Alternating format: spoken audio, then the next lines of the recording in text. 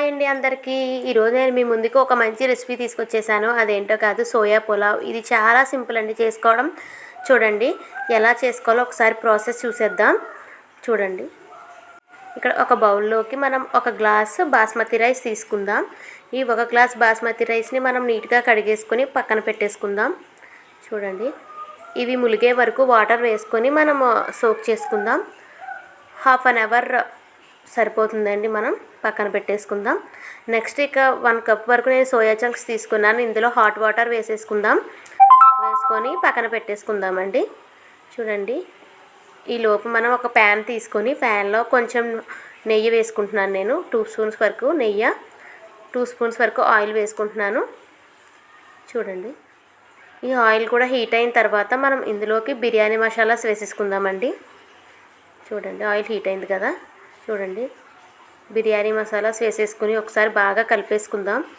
ఇక్కడ నేను స్టార్ పువ్వు, ఈ బిర్యానీ ఆకు, షాజీరా, లవంగాలు తీసుకున్నానండి. ఒకసారి ఈ మసాలాలు బాగా ఫ్రై అయిపోయిన తర్వాత ఒక 2 ఆనియన్స్ తీసుకున్నాం. చూడండి, ఇవి బాగా ఫ్రై చేసేసుకోవాలి. గోల్డెన్ కలర్ వచ్చే వరకు అవసరం లేదండి, జస్ట్ మగ్గితే సరిపోతుంది. చూడండి, బాగా ఫ్రై చేసుకుందాము. చూడండి, మీడియంగా. చూడండి, వీటిని బాగా ఫ్రై చేసేసుకుందామండి. ఈలోపు సోయా చంక్స్ కూడా మనకి బాగా వేడి నీళ్ళలో బాగా రెడీ అయిపోయి ఉంటాయి. దీన్ని మనం స్క్వీజ్ చేసేసుకుని పక్కకు తీసేసుకుందాం. ఈలోపు ఆనియన్స్ కూడా ఫ్రై అవుతాయి కదా. ఈలోపు ఇవన్నీ పక్కన పెట్టేసుకుందామండి. ఇలా చూడండి, ఈ సోయా చంక్స్లో చాలా ప్రోటీన్ ఉంటుందండి. మనం డైలీ తీసుకున్నా పర్లేదు, వీక్లీ 2-3 టైమ్స్ అన్నా మనం సోయా చంక్స్ని ఏదో విధంగా మనం తీసుకుంటే బెటర్. ఈ విధంగా అన్నీ పక్కన పెట్టేసుకుందాము.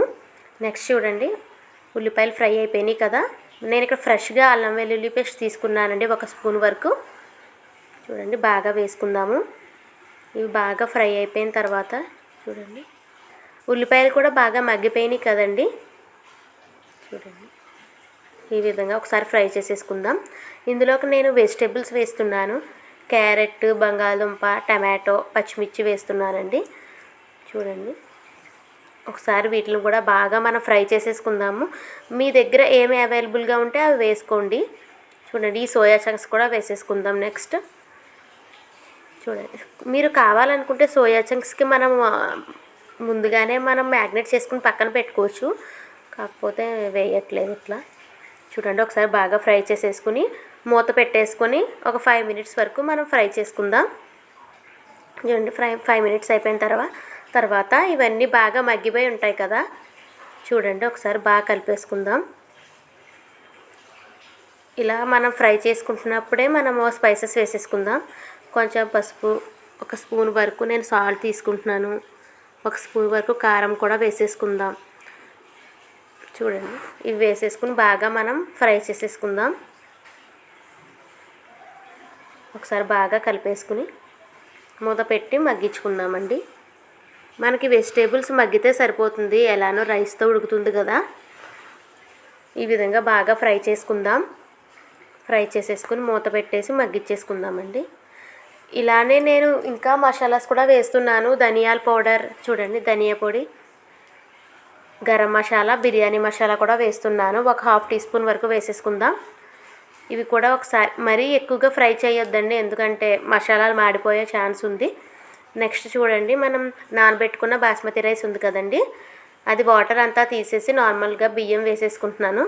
ఒకసారి జస్ట్ మరీ గట్టిగా కలపొద్దు, ఎందుకంటే రైస్ విరిగిపోయే ఛాన్స్ ఉంది.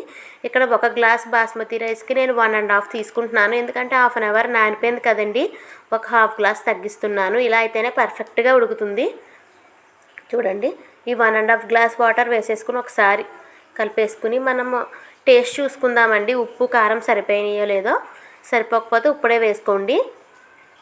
చూడండి, ఒకసారి బాగా మిక్స్ చేసేసుకుని మూత పెట్టేసి మీడియం ఫ్లేమ్లో మనం ఉడికించుకుందాం. ఒకసారి మధ్యలో చెక్ చేసుకుందాం. చూడండి, ఇంకొంచెం వాటర్ ఉన్నాయి కదా. ఈలోపే మనం కొత్తిమీర వేసేసుకుని ఒకసారి మళ్ళీ కలిపేసుకొని మూత పెట్టేసుకుందాం. ఒక 10 మినిట్స్ వరకు మనకి లో ఫ్లేమ్లో పెడదామండి. ఆల్రెడీ కొంచెమే వాటర్ ఉన్నాయి కాబట్టి మూత పెట్టేసి ఒక 10 మినిట్స్ పక్కన పెట్టేద్దాం. చూడండి, 10 మినిట్స్ అయిపోయింది కదా, రెడీ అయిపోయిందండి. చూడండి, పొడి పొడిగా ఎంత బాగుందో. చూడండి, మనం సర్వ్ చేసేసుకుందాం.